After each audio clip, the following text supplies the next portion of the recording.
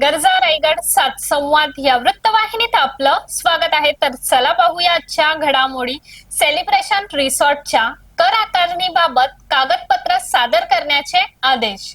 गरजा रायगड सात संवादने बोरगाव ग्रामपंचायतीच्या हद्दीतील सेलिब्रेशन रिसॉर्टच्या कर आकारणीबाबत बातमी प्रसारित केल्यानंतर गरजा रायगड सात संवादचे संपादक संतोष पाटील यांनी प्रत्यक्ष गटविकास अधिकारी गजानन लेंडी यांची भेट घेतली आणि सेलिब्रेशन रिसॉर्टला व्यावसायिक घरपट्टी लावली नसून ती घरगुती वापराची घरपट्टी लावली आहे।